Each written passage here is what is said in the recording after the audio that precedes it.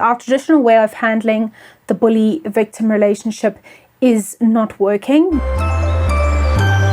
Good day everyone and welcome back to my channel. My name is Cailyn and this is Foundation First. Today we're going to continue the discussion on bullying.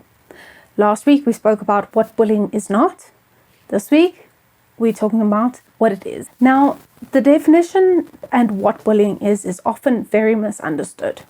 And this is something that we need to work on due to the reasons that I mentioned in last week's video.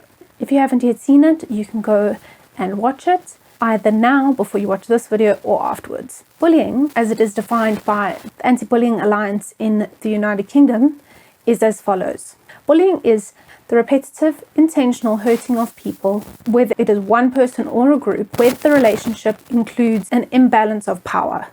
Now, this is something that is very important.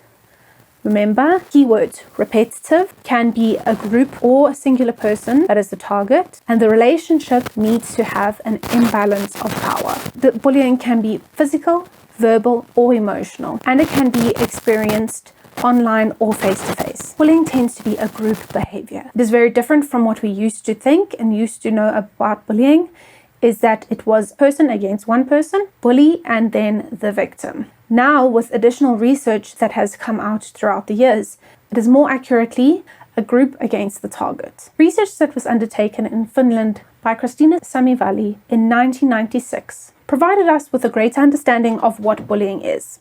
This included this group that I mentioned before and the different roles that each player in the group has. And these other group members have significant roles in allowing the continuation of this cycle, whether it is intentional or otherwise. This group dynamic is as follows. You have the target, who is often seen or named as the victim. Then you have the ringleader, who is also seen as the bully. The ringleader, also known as the bully, is the one that takes the major role, and the ringleader does the majority of the attacking and often encourages people to tag along with him. Next is the reinforcer. The reinforcer gives power to the ringleader. Often the reinforcer doesn't get directly involved in the bullying, but definitely gives power to the ringleader and encourages them to continue. This is often by inciting the ringleader or gathering others to partake. Next is the assistant.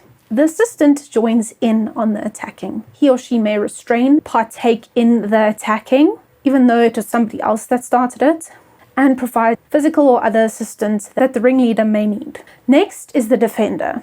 The defender is somebody that defends the target. This defender is somebody that sticks up for the target, either towards the bully or by going to the target, encouraging them to be more confident, stand up for themselves, helping them by going to a teacher and speaking to the teacher and bring them to light of what's happening. Last but not least is the outsider. The outsider doesn't take part in what is happening. They either do not know that it is actually happening, or they do know but they don't help in worsening it or making it better, meaning that the outsider doesn't do anything to help the situation. Something that research is showing us over time is that our traditional way of handling the bully-victim relationship is not working. Often they would spend a lot of time and energy on trying to fix the relationship between the ringleader and the target, and unfortunately this doesn't help the issue because the ringleader and the target are on a perpetual cycle that just keeps going on and on. What research is finding, however, is that once you work on the external relationships like the reinforcer, the outsider, the assistant, once you work on those relationships, then it helps mitigate the impact and how often the bullying occurs. This may be as follows. Encouraging the reinforcer to stay out and not take part and encourage the ringleader.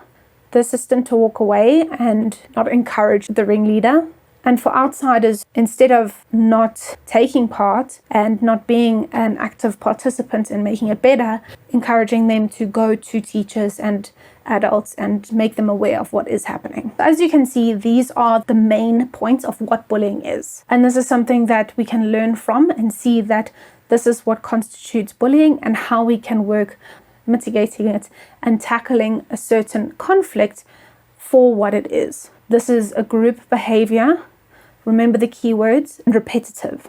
It's targeted, as in it's targeted to the same people or person. It's a power imbalance, meaning that the ringleader has certain power over the target, whether it's age, whether it's ability, whether it's strength, whether it's physical size, whether it's grade. It could be social status. These are some of the ways that can be seen as power imbalances that ringleaders may use to target certain victims. And it is often, if not always, in a group setting with the specific characters or roles played in the description.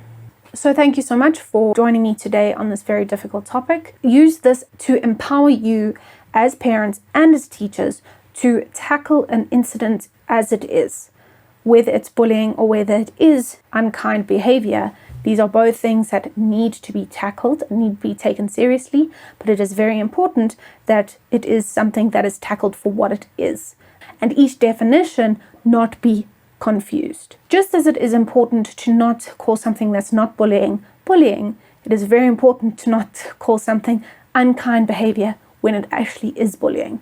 These are both very specific and very important, and something that needs to be tackled for what it is when it happens.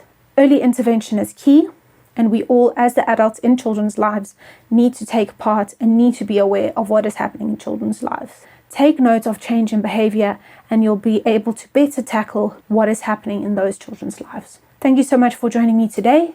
If you learned something from this video, like it and subscribe to see what is to follow on similar important topics in the future. Thank you so much, and I'll see you in my next one.